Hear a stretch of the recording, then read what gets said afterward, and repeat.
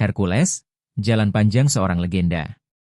Yang nonton video ini sampai akhir tanpa dipotong dan yang sudah subscribe, semoga Anda dan keluarga wafat dalam keadaan husnul khotimah. Amin. Ainaro, 1978. Langit pagi itu kelabu, seolah Tuhan sendiri sedang murung melihat apa yang terjadi di bumi kecil bernama Timor.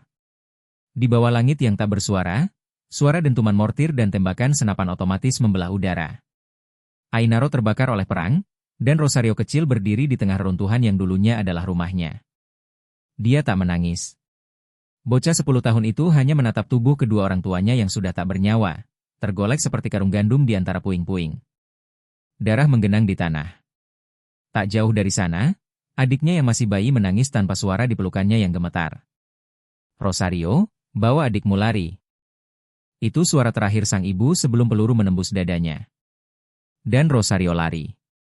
Lari ke arah hutan, ke semak belukar yang menjadi perbatasan antara desa dan hutan belantara. Sepanjang jalan, ia melihat rumah-rumah terbakar, tetangga-tetangganya tergeletak tak bernyawa. Aroma darah, asap, dan tanah basah menempel di hidungnya, menggantikan aroma makanan hangat yang biasa dimasak ibunya. Hari itu, dunia Rosario berubah untuk selamanya. Ia tinggal di hutan selama 2 minggu. Hidup dari sisa buah liar, daun-daunan, dan air hujan. Adiknya mati di pelukannya pada hari kelima. Kelaparan dan dehidrasi. Rosario tak punya kekuatan untuk menggali kubur, jadi ia membungkus tubuh mungil itu dengan kain lusuh dan meninggalkannya di bawah pohon besar, sambil berjanji dalam hati bahwa suatu hari ia akan membuat dunia membayar semua ini. Hari ke-15, ia ditemukan oleh patroli militer Indonesia. Anak siapa ini? Tanya salah satu tentara berseragam loreng. Mereka melihat bocah kurus penuh lumpur, dengan mata bengkak dan tatapan kosong. Namamu siapa? Tanya seorang tentara lain, lebih lembut. Bocah itu menjawab lirih, Rosario. Lalu pingsan. Rosario dibawa ke markas kecil militer. Ia dirawat, diberi makan, dan dipakaikan pakaian bersih. Namun, anak seusianya tak lama bisa hidup tanpa tujuan. Rosario mulai mengikuti para tentara kemanapun mereka pergi. Ia membawa amunisi, membantu logistik, dan kadang disuruh menjadi pengintai karena tubuh kecilnya tak mencurigakan. Anak ini keras kepala, kata komandan suatu hari. Tapi matanya seperti tak punya takut. Namanya kita ganti saja, celetuk seorang operator radio. Kalau di radio, biar gampang, panggil aja Hercules. Kuat seperti pahlawan Yunani itu. Dan begitulah, bocah Rosario berubah nama menjadi Hercules. Malam-malam di barak adalah malam-malam penuh cerita kematian. Tentara bercerita tentang pertempuran, tentang musuh, dan tentang kehilangan. Tapi Hercules tak pernah bicara.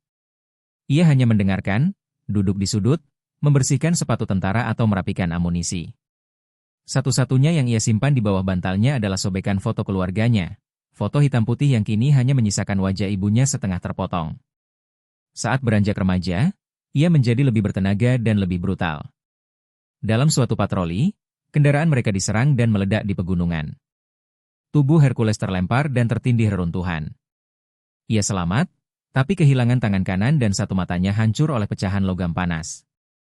Dokter militer mengira dia akan mati. Tapi Hercules bangkit dari ranjang rumah sakit 3 minggu kemudian. Dengan tangan prostetik sederhana dan mata yang ditutup kain hitam, ia kembali ke lapangan. Anak ini tak bisa mati, kata seorang perwira. Usianya 20 ketika ia diberi kesempatan pindah ke Jakarta bersama beberapa TBO lainnya. Ia diberi tugas mengurus logistik dan komunikasi lapangan di pusat kota, tepatnya di sekitar Tanah Abang.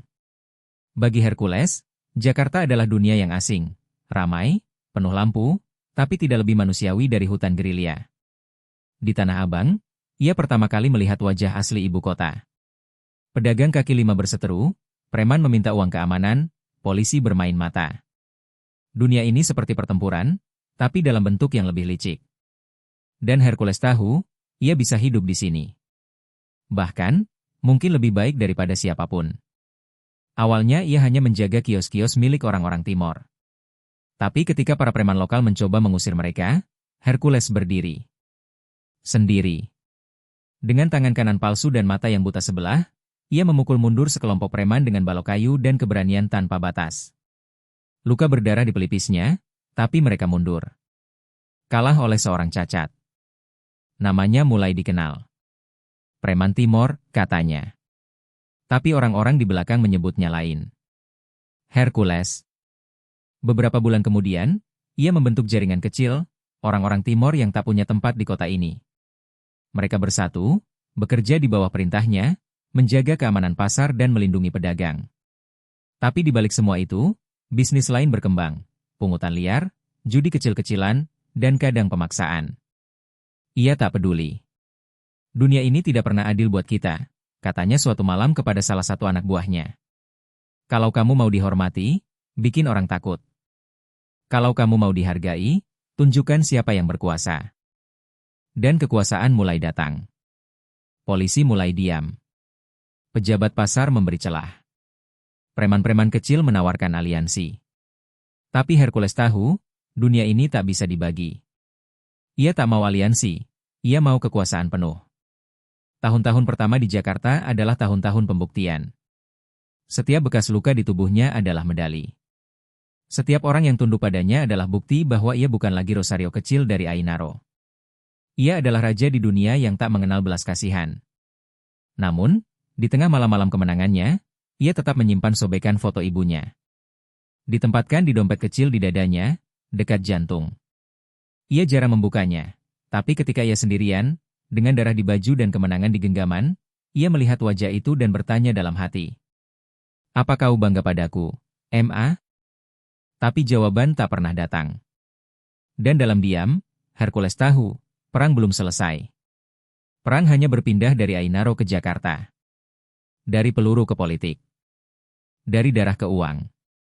Dan ia bersumpah, di kota ini, ia tak akan jadi korban lagi. Langit Timor Leste kembali menghitam ketika Hercules, yang saat itu masih remaja berusia 15 tahun, dibawa kembali ke barak gerilya. Tubuhnya kurus dan penuh luka, tapi matanya tajam seperti binatang buas yang telah kehilangan tempat tinggalnya. Tak ada lagi bocah bernama Rosario. Ia sekarang Hercules, nama panggilan radio yang perlahan menjadi nama sejatinya. Pelatihan tanpa ampun. Pelatihan sebagai TBO bukan pelatihan resmi. Tidak ada seragam rapi, tidak ada upacara. Tapi penderitaannya jauh lebih keras. Ia harus bangun pukul 3 dini hari, mengangkut logistik, mengantar pesan di tengah ladang ranjau, dan melintasi hutan dengan hanya berbekal nasi kering dan air sungai. Di markas gerilya, tak semua tentara memperlakukannya baik. Banyak yang menganggapnya hanya anak buangan dari medan perang. Tapi satu perwira melihat potensi lebih besar dari bocah pendiam itu. Namanya Letnan Wahyu, komandan pasukan yang sering membawa Hercules dalam patroli. Anak ini, kalau dibiarkan mati percuma. Tapi kalau diasah, bisa jadi senjata. Dan Letnan Wahyu pun melatihnya diam-diam, cara membaca medan, menyusun logistik, bahkan menggunakan senjata dalam keadaan darurat. Malam-malam ia diberi pelajaran, cara membaca peta, mengenali suara tembakan, hingga menghafal kode radio. Dalam waktu setahun, Hercules berubah. Tubuhnya mengeras. Tangan dan kakinya terbiasa membawa beban di medan licin. Ia bisa menyelinap dalam gelap, bisa merayap tanpa suara. Ia bukan tentara, tapi lebih berbahaya dari banyak prajurit resmi. Ledakan yang mengubah segalanya. Suatu malam, dalam misi pengiriman logistik di daerah Maubise, kendaraan truk yang mereka tumpangi disergap. Hercules duduk di belakang, bersama 2 peti peluru. Dentuman keras mengguncang malam ketika ranjau darat meledak. Semua yang ada di dalam truk terpental. Tubuh Hercules terhempas ke batu, dan kesadarannya lenyap dalam sekejap. Ketika ia terbangun, dunia terasa sunyi. Ia hanya mendengar suara seperti desis pelan di telinganya, dan nyeri luar biasa di lengan dan wajah. Jangan banyak bergerak, suara samar Letnan Wahyu terdengar, kamu kehilangan tangan kananmu. Hercules tak menjawab. Ia tak menangis. Tak berteriak. Ia hanya mengedipkan satu matanya. Satu, karena yang satunya lagi tak bisa dibuka, pecah oleh serpihan logam yang menembus pelipisnya. Dalam kondisi kritis, Hercules diterbangkan ke RSPAD Gatot Subroto di Jakarta. Perjalanan panjang itu ia lalui setengah sadar, setengah hidup, seperti manusia setengah jadi. Dokter militer menyatakan ia akan cacat permanen. Tangan kanan diamputasi. Mata kanan buta. Paru-paru sempat kolaps. Namun tubuh itu bertahan. Jiwa itu menolak mati. Rekonstruksi dan kebangkitan. Di RSPAD, Hercules dirawat selama berbulan-bulan. Ia menjalani 5 kali operasi. Dokter mengganti sebagian tulangnya dengan plat baja ringan. Sebuah tangan palsu berbahan logam ringan dipasangkan. Matanya yang rusak ditutup dengan penutup mata hitam. Luka di wajahnya dijahit rapi, meski tetap menyisakan bekas. Namun luka yang paling parah bukan di tubuh, tapi di hati. Ia benci dunia. Ia benci perang. Tapi ia juga tahu, hanya dalam perang ia merasa hidup. Di masa pemulihan, Letnan Wahyu datang. Kau tahu, nama, Hercules, itu bukan sekadar sandi radio. Sekarang kau hidup dengan nama itu. Dan nama itu akan mengguncang banyak hal ke depan. Bawa saya kembali, kata Hercules, pelan. Saya belum selesai. Kembali ke Medan, sebagai bayangan. Namun militer tidak mengizinkan Hercules kembali sebagai TBO aktif. Tubuhnya terlalu rusak, katanya. Tapi Letnan Wahyu mengatur penempatan baru, Jakarta. Di sana, Hercules diberi tugas sebagai penghubung sipil dalam jaringan logistik informal militer. Tugasnya sederhana, memastikan arus barang dan informasi berjalan lancar. Ia tiba di Jakarta tanpa keluarga, tanpa ijazah, tanpa siapa-siapa. Namun ia memiliki satu hal yang tak dimiliki anak jalanan lain, mental tentara. Dan di kota yang keras, itu adalah mata uang paling berharga.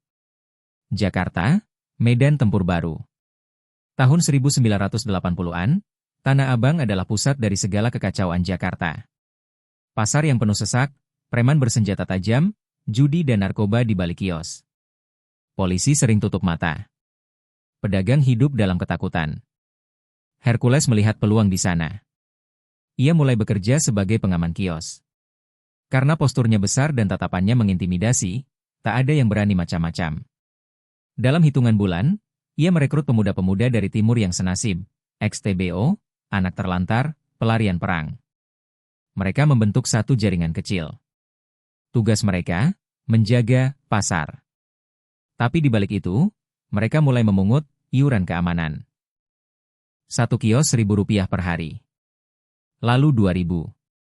3.000. Roda kekuasaan mulai berputar. Tangan besi dan kejamnya reputasi. Hercules dikenal karena satu hal, ia tidak pernah kompromi. Suatu hari, seorang preman lokal mencoba mengambil alih beberapa kios milik orang Timor. Hercules datang sendiri, hanya membawa 1 tongkat besi. Dalam waktu 5 menit, ia menghajar 4 orang dan melemparkan 1 ke parit.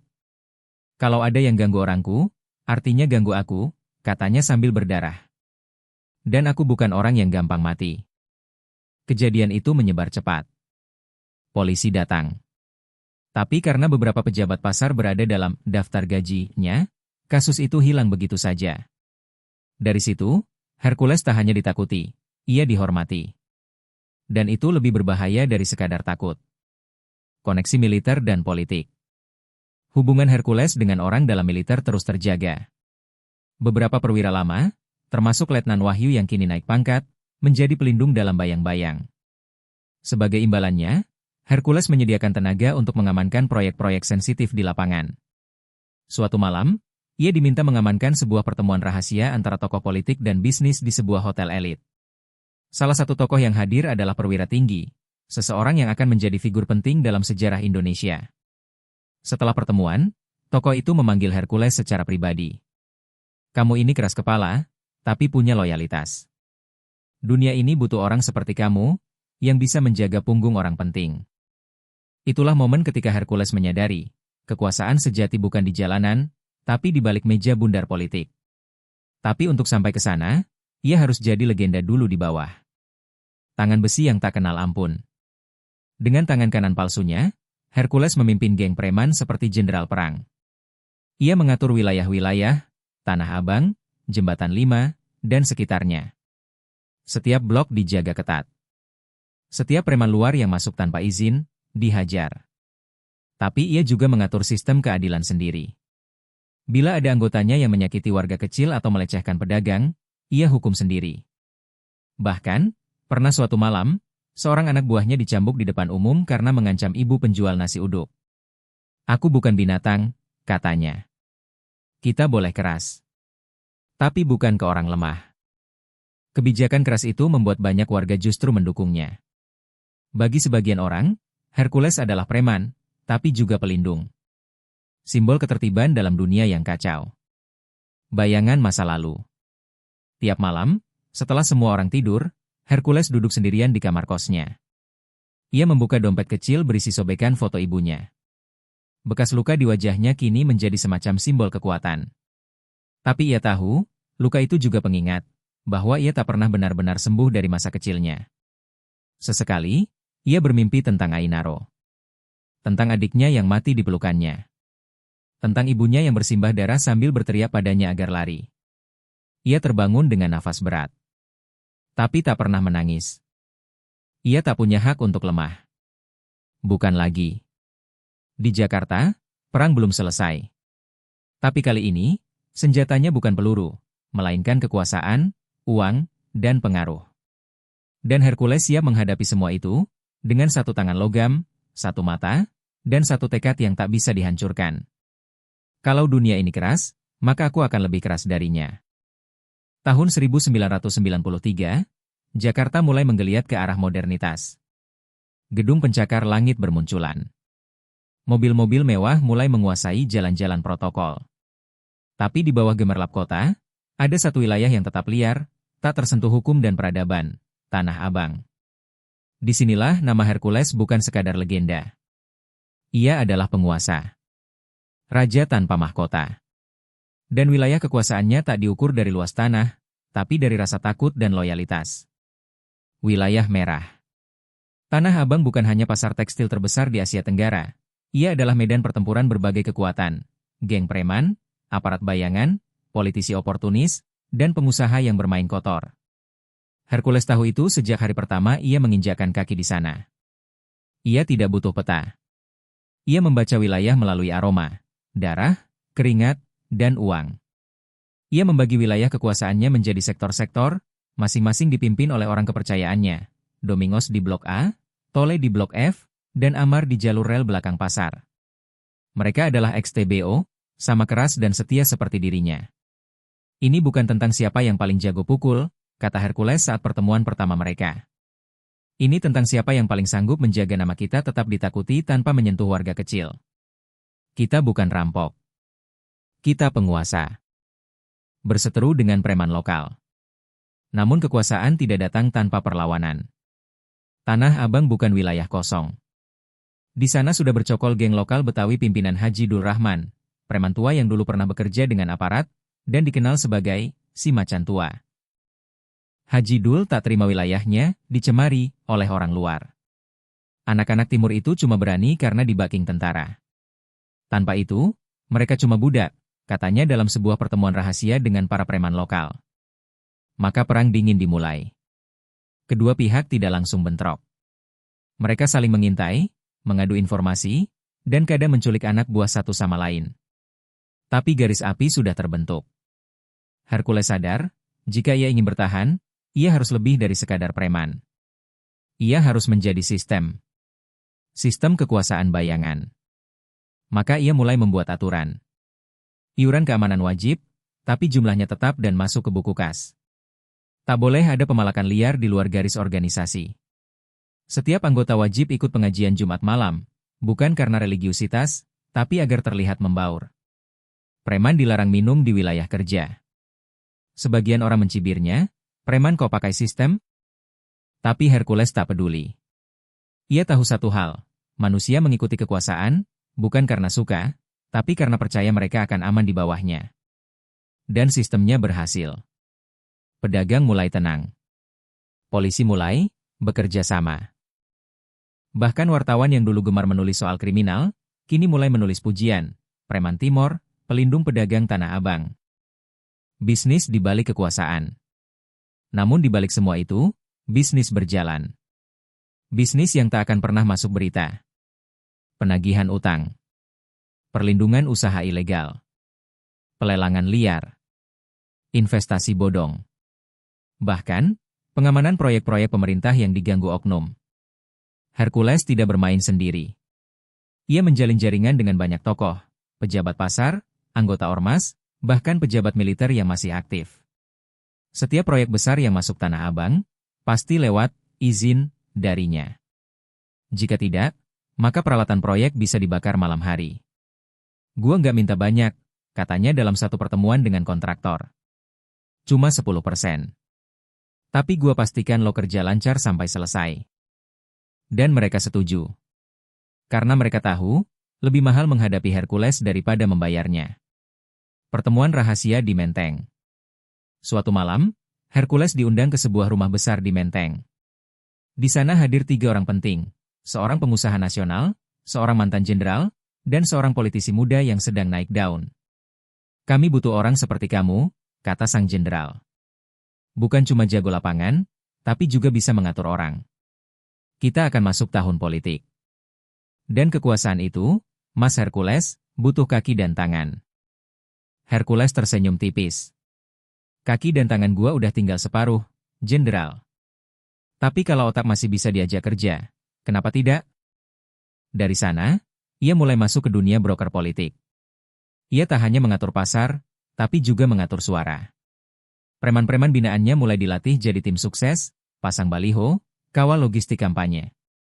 Bentrok berdarah. Tapi langit Tanah Abang tak bisa cerah selamanya. Haji Dul Rahman, si macan tua, tak tinggal diam. Ia menyusun serangan balik. Pada malam takbiran tahun 1994, saat Hercules dan anak buahnya tengah membagi-bagikan sembako kepada warga, tiba-tiba muncul kerusuhan. Puluhan orang bersenjata tajam menyerang posko Hercules di Blok G. Api membakar lapak. Beberapa orang terluka. 3 anak buah Hercules tewas. Itu perang terbuka. Hercules tidak membalas keesokan harinya. Ia menunggu 3 hari. Menunggu semua pihak berpikir bahwa ia takut. Lalu pada malam keempat, ia memimpin sendiri 30 orang loyalisnya menyerbu markas Dul Rahman di Gang Kelinci. Pertempuran brutal berlangsung selama 2 jam. Parang, kayu, batu, bahkan molotov beterbangan.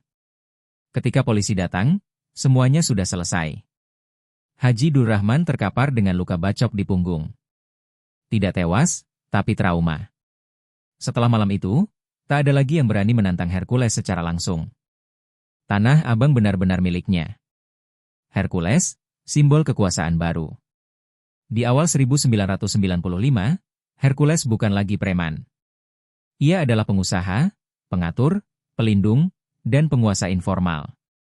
Namanya disebut dalam rapat-rapat tertutup. Banyak anggota dewan yang diam-diam menghubunginya ketika butuh tenaga tambahan. Ia juga mulai membantu warga. Membangun musola. Membagi sembako. Bahkan menyekolahkan beberapa anak yatim piatu dari Timor. Namun semua itu bukan karena rasa iba. Dunia ini seperti hutan, katanya kepada salah satu anak buah. Kalau kamu nggak bikin bayangan besar, orang akan kira kamu mangsa.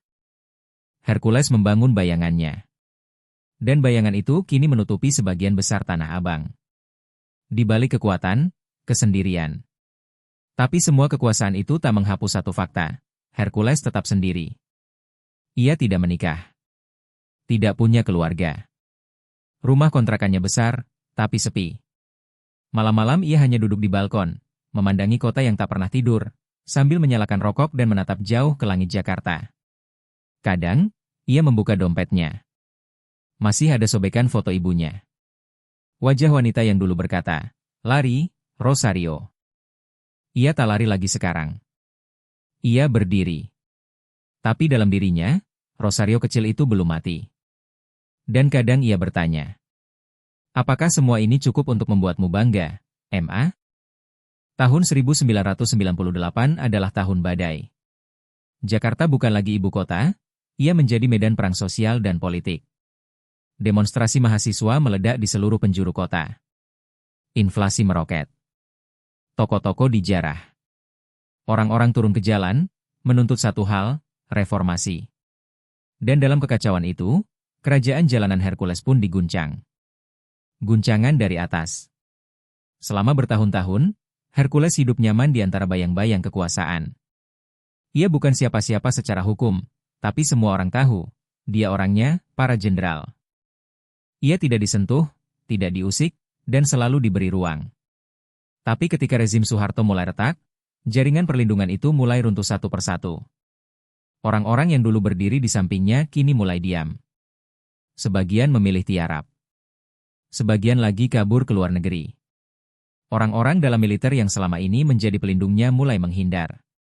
Dan Hercules, untuk pertama kalinya sejak tiba di Jakarta, merasakan dinginnya pengkhianatan. Kekuasaan tanpa bayangan. Saat itu, kekuasaan Hercules masih berdiri kokoh di Tanah Abang. Tapi ia sadar, ia berdiri sendirian. Para preman mulai gelisah. Mereka melihat perubahan arah angin.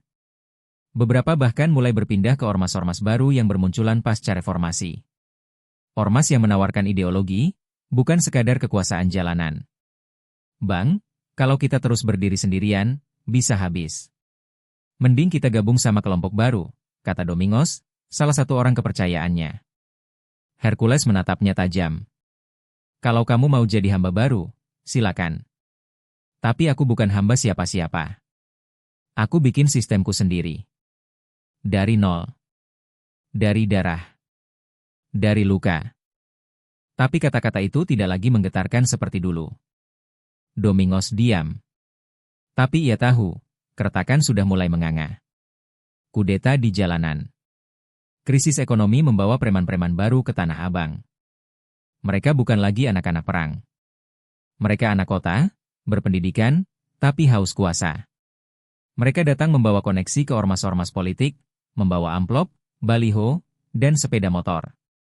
Dan mereka mulai menggerogoti wilayah Hercules satu demi satu. Lapak-lapak yang dulu setia, kini mulai pindah pengamanan. Para pedagang mulai berkata, "Maaf, Bang. Sekarang kami dijaga kelompok ormas." Katanya perintah partai. Hercules marah. Ia coba bertahan dengan cara lama, keras dan langsung. Beberapa kali ia kirim orang untuk memberi peringatan. Tapi balasannya lebih besar. Suatu malam, truk logistik miliknya dibakar. Lalu kantor kecilnya dilempari batu. Ini bukan soal kekuasaan lagi, kata Amar, salah satu loyalis terakhirnya. Ini soal siapa yang diizinkan berkuasa. Dan kita gak diundang lagi. Dikhianati. Hercules mencoba bertemu dengan salah satu jenderal lama yang dulu sering memberi proyek. Tapi penjaga rumah hanya berkata, "Maaf, Bapak sedang tidak di tempat." Sudah tidak lagi aktif juga. Satu persatu, telepon yang biasa menjawab, kini sunyi. Undangan yang biasa datang, hilang. Bahkan, beberapa anak buahnya ditangkap karena kasus lama yang tiba-tiba dibuka kembali. Ini penyingkiran, gumam Hercules. Bukan karena aku kalah. Tapi karena mereka sudah tidak butuh aku lagi. Dan itu lebih menyakitkan. Dijebloskan ke penjara. Puncak kejatuhan datang saat aparat menggerebek markas kecil Hercules di belakang Blok F. Mereka menemukan senjata tajam, bukti pungutan liar, dan laporan pelanggaran hukum lainnya. Media segera mencium aroma skandal. Preman legendaris Hercules ditangkap. Kerajaan jalanan roboh di tengah reformasi. Akhir dari kisah si tangan besi Tanah Abang. Di layar televisi, wajahnya terpampang. Kumis tebal, mata satu yang tertutup kain hitam, dan ekspresi dingin. Ia tak berkata sepatah kata pun saat digiring masuk ke tahanan. Banyak yang mengira, itulah akhir dari Hercules. Di balik jeruji. Di dalam penjara, Hercules kembali ke masa lalu. Ruang sempit, bau keringat, suara langkah penjaga, semuanya mengingatkannya pada barak TBO dulu. Tapi kini tak ada senjata. Tak ada tugas. Hanya waktu, dan bayang-bayang. Beberapa napi mencoba mengganggunya. Tapi mereka segera belajar. Bahkan satu tangan Hercules cukup untuk menjatuhkan 3 orang. Namun bukan kekerasan yang menyelamatkan Hercules, melainkan sikapnya yang tegas dan adil. Ia mulai mendamaikan pertikaian antar napi. Ia mulai mengatur antrean makan. Ia bahkan membantu staf penjara membenahi distribusi logistik. "Lo siapa, bro?" tanya seorang napi. "Aku. Cuma anak kampung yang gak bisa mati," jawabnya sambil tersenyum tipis. Dan seperti biasa, pengaruhnya tumbuh. Bahkan dari balik jeruji. Refleksi diri. Di malam-malam yang sepi, Hercules mulai menulis. Ia menuliskan kisah hidupnya dalam buku catatan kecil. Kisah tentang Ainaro. Tentang perang. Tentang adik yang mati di pelukannya. Tentang ibunya. Tentang tangan yang hilang. Tentang pengkhianatan. Dan ia menulis satu kalimat berulang kali. Yang kuat bukan yang paling keras, tapi yang tetap berdiri setelah jatuh. Ia sadar, ia terlalu lama berdiri di atas kekuatan orang lain. Sekarang, saat semua orang meninggalkannya, ia belajar berdiri dengan kekuatan sendiri. Keluar dengan wajah baru. Setelah 2 tahun, ia bebas. Tapi dunia sudah berubah. Tanah Abang kini diatur ormas-ormas baru. Polisi lebih aktif. Preman-preman lama tersingkir. Tapi Hercules tidak kembali sebagai preman. Ia muncul di televisi. Kali ini dalam balutan kemeja rapi, dengan nada bicara tenang. Ia membuka yayasan sosial. Membantu pengungsi dari timur. Mengelola peternakan kecil. Tapi di matanya, bar itu masih ada. Dan bagi yang tahu, mereka sadar, Hercules belum selesai. Dunia mengira Hercules telah tiada, hilang ditelan masa, terkubur dalam reputasi lama dan sejarah kelam. Tapi mereka lupa satu hal, orang seperti Hercules tak pernah benar-benar mati. Ia hanya menunggu saat yang tepat untuk kembali. Dan saat itu datang, perlahan, seperti bara yang membakar dari dalam arang. Jejak yang tak pernah hilang. Tahun 2002, Jakarta telah berubah. Pasar Tanah Abang direnovasi, aparat lebih kuat, dan politik telah terbuka. Tapi di balik wajah baru kota itu, sisa-sisa dunia lama masih bernafas. Premanisme tak hilang, hanya berganti wajah dan seragam. Hercules kembali bukan untuk merebut kekuasaan lama. Ia kembali untuk membangun ulang, dengan cara baru. Ia memulai dari yang kecil, sebuah peternakan sapi di pinggiran Jakarta. Ia melibatkan anak-anak muda dari timur yang dulu hidup sebagai pengamen, pengemis, atau preman jalanan. Ia ajari mereka beternak, bertani, dan berdagang. Kalau kalian mau dihormati, jangan minta. Bangun sesuatu, katanya suatu hari di tengah ladang rumput. Orang gak peduli masa lalu kalian. Tapi mereka gak bisa abaikan hasil kerja kalian. Yayasan dan citra baru. Bersama rekan-rekan lama yang masih loyal, Hercules mendirikan sebuah yayasan bernama Yayasan Hercules Indonesia Bersatu. Misinya jelas, mengangkat harga diri warga timur yang selama ini hidup sebagai warga kelas 2 di kota-kota besar. Ia mulai menggalang dana, mengundang tokoh-tokoh masyarakat, dan, yang paling mengejutkan, bertemu dengan para pemuka agama. Ia, yang dulu dikenal sebagai simbol kekerasan, kini duduk berdampingan dengan ustaz dan pastor. Banyak yang skeptis. Ini cuma pencitraan, kata beberapa wartawan. Tapi Hercules tidak peduli. Ia tahu bahwa dunia ini hanya menghargai hasil, bukan niat. Maka ia terus bekerja. Diam-diam. Konsisten. Politik, jalan baru, perang lama. Tahun 2004, Hercules mendapat tawaran, masuk dunia politik. Seorang tokoh partai besar, yang dulu pernah mengenalnya saat masa-masa sulit, mengajak Hercules menjadi caleg. Namamu masih kuat. Orang timur akan pilih kamu. Dan kita butuh suara mereka. Awalnya Hercules menolak. Aku nggak bisa pidato. Aku bukan orang panggung. Tapi setelah berdiskusi dengan para pemuda binaannya, ia sadar, jika ingin membuat perubahan besar, ia harus masuk ke sistem. Maka ia terjun. Tidak dengan janji-janji muluk, tapi dengan satu kalimat yang ia ulang di tiap kampanye. Dulu saya pakai kekerasan untuk dapat kekuasaan. Sekarang saya mau pakai suara kalian untuk buat hidup kita lebih baik. Menjadi pemain resmi. Meski gagal dalam pencalonan pertama, suara Hercules cukup besar untuk mengguncang perpolitikan lokal. Ia bukan lagi sekadar mantan preman. Ia sekarang simbol perjuangan orang bawah. Beberapa tahun berikutnya, ia didapuk menjadi pimpinan ormas resmi, dengan struktur lengkap, izin sah, dan pengaruh yang menjalar dari Jakarta ke daerah. Media mulai mengubah sudut pandang. Artikel-artikel baru bermunculan. Dari preman ke peternak, kisah transformasi Hercules. Rosario de Marsal, sosok keras yang kini lembut untuk kaumnya. Hercules, dulu ditakuti, kini dicari untuk membina pemuda. Dan di balik semua itu, Hercules tersenyum. Karena ia tahu, inilah bentuk baru kekuasaan. Bukan lewat kekerasan, tapi lewat kepercayaan. Pertemuan dengan masa lalu. Suatu malam, Hercules berjalan seorang diri di Tanah Abang. Wilayah yang dulu ia kuasai, kini jadi pasar modern dengan sistem keamanan berlapis. Ia berhenti di satu sudut jalan kecil, tempat dulu ia pernah menghajar 4 preman hanya dengan tongkat besi. Kini tempat itu jadi kafe modern. Lampu terang. Musik lembut. Dunia telah berubah. Seorang pria tua menyapanya. Ternyata dia adalah Domingos, mantan orang kepercayaannya yang dulu sempat membelot. "Maafkan aku dulu, Bang," katanya dengan suara rendah. Hercules menatapnya, lalu tersenyum. "Kalau dulu lo gak ninggalin gua, lo gak akan ngerti artinya berdiri sendiri.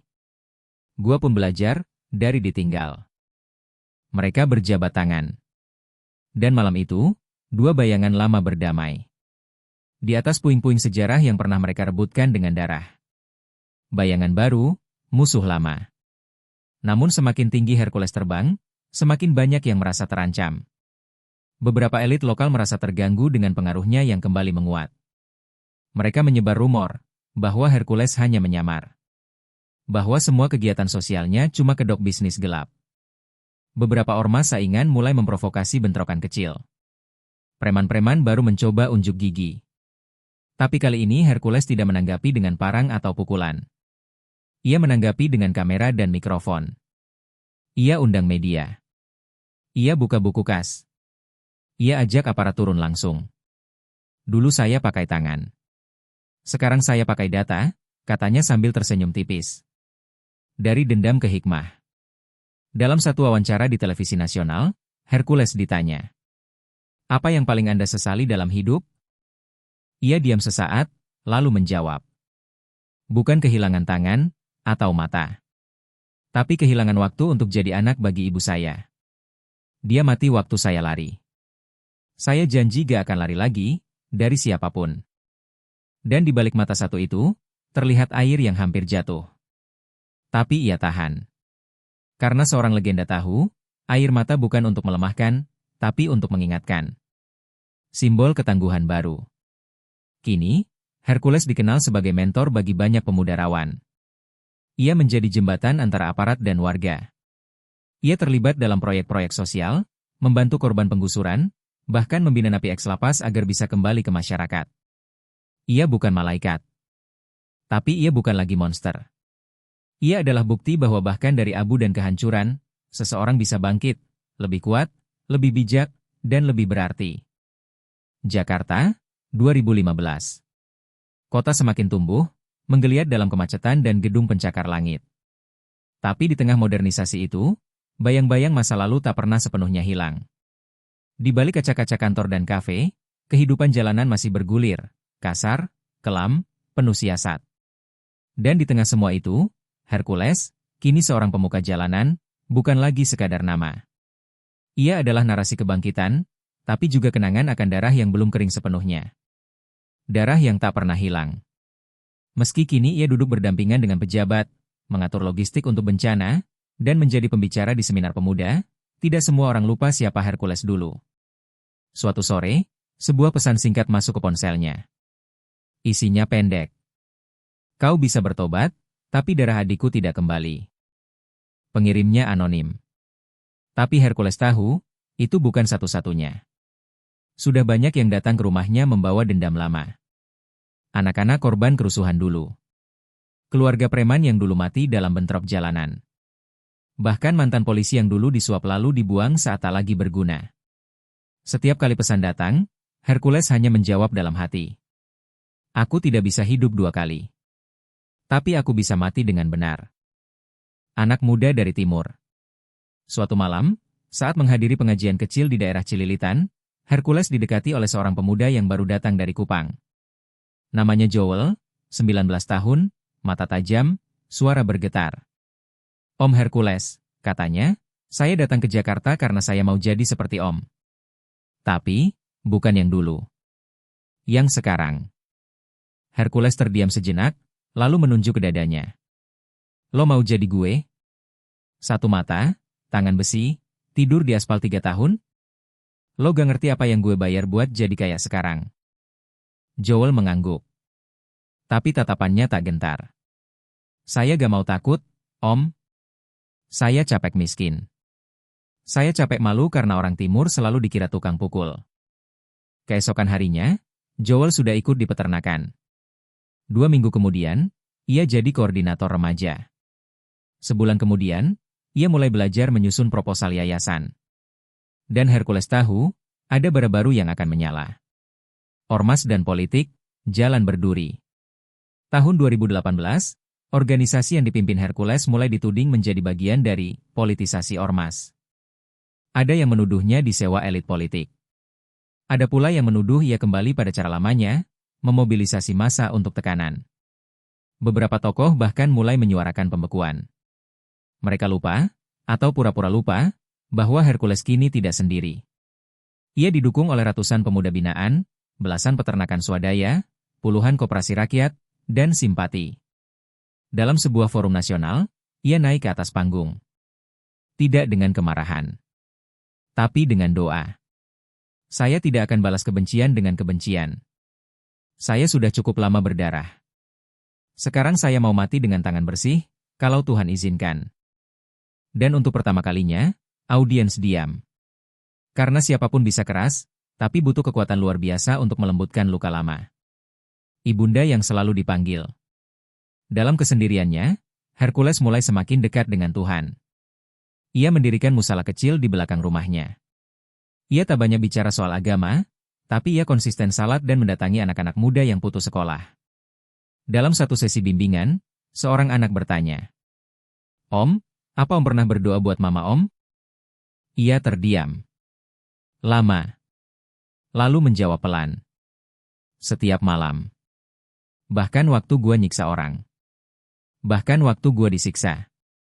Gua cuma ingat satu hal, wajah dia yang bilang, 'Rosario, jangan pernah bunuh siapapun yang gak bisa lo hidupkan lagi.'" Anak itu menangis. Tapi Hercules tidak. Ia sudah terlalu kering untuk air mata, tapi terlalu basah oleh kenangan.